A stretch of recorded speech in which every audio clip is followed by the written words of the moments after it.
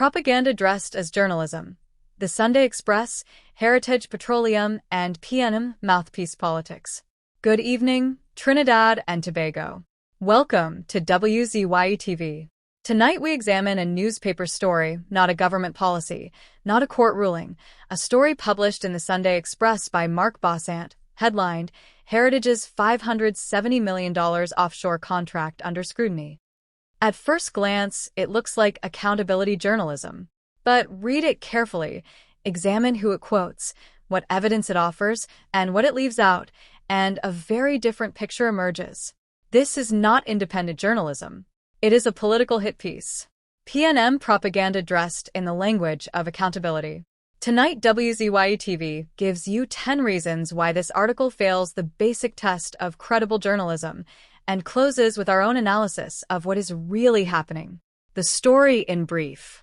Heritage Petroleum is procuring a production and compression facility for the West and Southwest Soldado offshore fields, a contract valued at approximately $570 million. Heritage used a limited bidding process, inviting 3 local companies, Teote Cell Engineering, Namalco Construction Services, and Anti-Corrosion Technical Services. The Sunday Express quotes unnamed industry insiders who question the method, claim international firms were excluded improperly, and suggest the process is legally vulnerable. That is the totality of the story. Now, let us examine it. Here are 10 reasons why this is PNM propaganda. 1. Every source is anonymous. Not one named source in a story alleging legal violations by a state enterprise. Anonymity should be a last resort, not a blanket cover for every accusation. Without named sources, readers cannot assess credibility, qualifications, or hidden motives. This is Journalism 101. The Sunday Express failed it completely. 2. Undisclosed conflicts of interest. One insider helpfully names the exact international firms that should have been invited: Compass Energy, Grandeur Energy, Aurora Maritime, Aquaterra Energy. That commercially precise knowledge suggests this source may have a direct financial stake in overturning this procurement. A responsible paper would have disclosed that.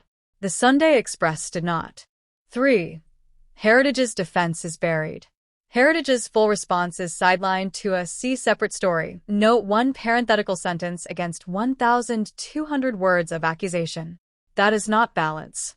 It is a deliberate editorial choice to ensure the attack dominates and the defense is never properly heard. 4. Legal speculation presented as fact.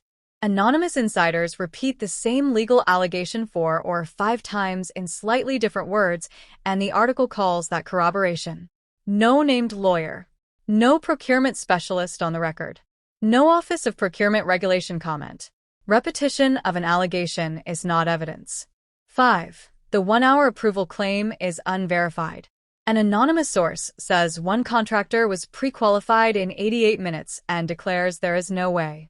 But the article never asks Heritage whether prior documentation existed, whether due diligence was already on file, or whether there was any legitimate explanation.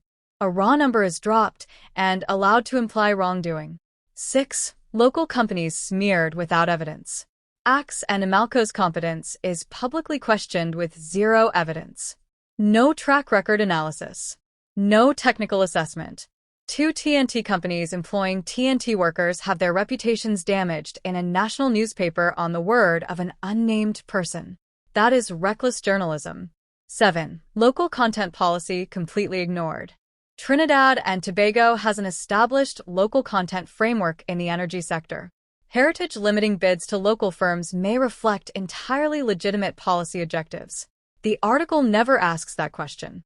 It assumes excluding international firms is inherently suspicious and that convenient omission erases the strongest defense of Heritage's approach. 8. The timing is politically convenient. Published May 31, 2026, as the UNC government executes its mandate after years of PNM governance of state enterprises. The PNM opposition benefits directly from stories that manufacture doubt about UNC competence. When a newspaper consistently frames stories this way under one government and not another, the pattern is the message. 9. A standard never applied under the PNM. Where was this scrutiny when PNM governments awarded comparable contracts?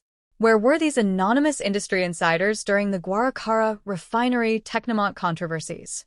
A newspaper that holds one government to one standard and another to a different standard is not a fourth estate guardian.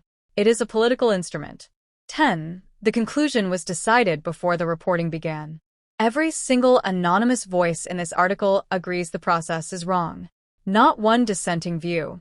Not one source on the record saying Heritage's approach was defensible. That unanimity is not corroboration. It is a reporter printing only the voices that confirm a conclusion already reached. WZYE-TV analysis.